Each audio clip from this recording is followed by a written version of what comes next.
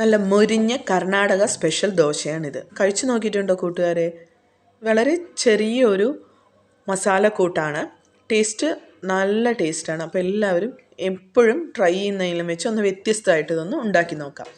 സവാള 2 അരിഞ്ഞെടുത്തത്, അതുപോലെ തന്നെ കുറച്ച് ഉണക്കമുളക്, കാശ്മീരി ചില്ലി ഉണ്ടെങ്കിൽ അതാവാം, അല്ലെങ്കിൽ കുറച്ച് വെളുത്തുള്ളി. ഇനി ഇതിലേക്ക് 2 ചെറിയ ഏലക്കയും ഒരു ചെറിയ തുണ്ട് ശർക്കര കൂടെ ചേർത്ത് കൊടുക്കുന്നുണ്ട്.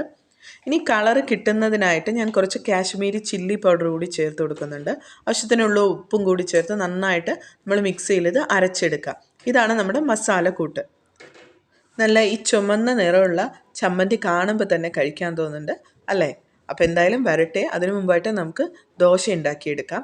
ഞാനിവിടെ ദോശക്കല്ല് നന്നായി ചൂടായതിന് ശേഷം ഞാനിവിടെ ചേർക്കുന്ന ദോശമാവ് എല്ലാതരം പയറുകളും പരിപ്പും ഒക്കെ ചേർത്തിട്ട് അരച്ചെടുത്തിട്ടുള്ള ദോശമാവാണ്. അത് ഒഴിച്ചു കൊടുക്കുന്നുണ്ട്. അപ്പോൾ അതൊന്നുകൂടി ഹെൽത്തി ആവും. ചെറുപയറും റാഗിയും ഒന്നും നേരിട്ട് കഴിക്കാത്ത കുട്ടികൾക്ക് ഈ രീതിയിൽ കുതിർത്ത് ദോശമാവിൽ അരച്ച് ചേർത്തിട്ടാണ് ഞാൻ ദോശയോ ഇഡലിയൊക്കെ ആഴ്ചയിൽ ഒരു തവണ ഇങ്ങനെ ഉണ്ടാക്കി കൊടുക്കാറുണ്ട്.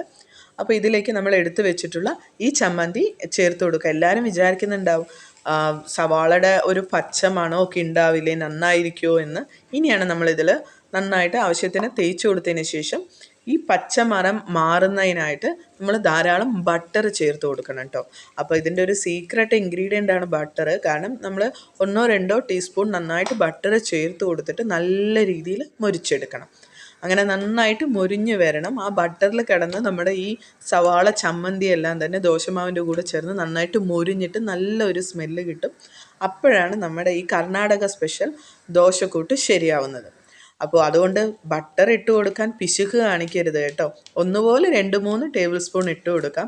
കുട്ടികൾക്കും അത് വളരെ ഇഷ്ടവും. നമ്മൾ ഹോട്ടലിലൊക്കെ കിട്ടുന്ന നല്ലൊരു ടേസ്റ്റിലുള്ള ഒരു ദോശയായിരിക്കും ഇത്. ഇങ്ങനെ നന്നായി മൊരിഞ്ഞ് വരുന്ന സമയത്ത് നമുക്ക് വേണമെങ്കിൽ നമ്മുടെ പൊട്ടാറ്റോ മസാല കൂടെ സ്റ്റഫ് ചെയ്ത് കൊടുത്തിട്ട് മസാല ദോശ ഉണ്ടാക്കിയെടുക്കാം. ഇനി ഒന്ന് മൊരിഞ്ഞ് കിട്ടാനായിട്ട് ഒന്ന് വെയിറ്റ് ചെയ്തിരിക്കാം. നല്ല രീതിയിൽ ഒരു 5-10 മിനിറ്റിന് ശേഷം നമ്മുടെ ദോശ മൊരിഞ്ഞ് വന്നിട്ടുണ്ട്. അങ്ങനെ ബട്ടറൊക്കെ നന്നായിട്ട് മെൽട്ടായിട്ട് അതിൽ നമ്മുടെ ചമ്മന്തിയെല്ലാം മൊരിഞ്ഞ് നല്ലൊരു വാസന വരുന്നുണ്ട്.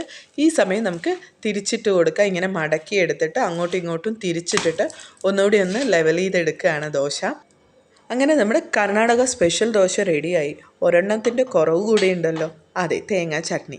എനിക്ക് തേങ്ങാ ചട്നിയാണ് ഇഷ്ടം. അതുപോലെ തന്നെ ഇതിൻ്റെ ഒരു കോമ്പിനേഷനും തേങ്ങാ ചട്നിയാണ് കേട്ടോ. നിങ്ങൾ എങ്ങനെയാണ് തേങ്ങാ ചട്നി ഉണ്ടാക്കുന്നത്? ഇതുപോലെയാണോ?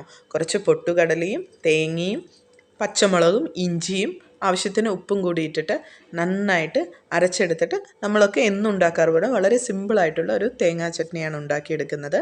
ഇനി ഇതിലേക്ക് കടുക് വറുത്തിട്ടിട്ട് നമ്മുടെ ദോശയും ചട്നിയും റെഡി ആയിട്ടുണ്ട്. അതിൻ്റെ മണം കൊണ്ട് തന്നെ നല്ല ടേസ്റ്റാണ്. അതുകൊണ്ട് എല്ലാവരും ഇതൊന്ന് ട്രൈ ചെയ്ത് നോക്കണം. ഏത് സമയത്ത് ദോശ ഉണ്ടാക്കി കൊടുത്താലും അത് കഴിക്കുന്ന നമ്മുടെ വീട്ടിൽ ആരെങ്കിലുമൊക്കെ കാണുമല്ലോ. അപ്പോൾ അവർക്ക് ഇതുപോലെ ഉണ്ടാക്കി കൊടുത്ത് നോക്കുക.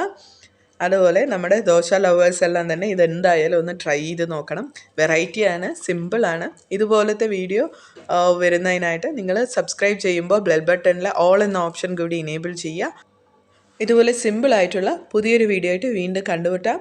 അപ്പോൾ അതിനു മുമ്പ് തന്നെ ഞാനിത് കഴിച്ച് തീർക്കും. അമ്മാതിരി ടേസ്റ്റാണ്, ഒരു രക്ഷയില്ല ഈ ഒരു സിമ്പിളായിട്ടുള്ള ഉള്ളി ചമ്മന്തി. അപ്പോൾ എല്ലാവരും ഒന്ന് ട്രൈ ചെയ്ത് നോക്കാം കേട്ടോ. Thanks for watching.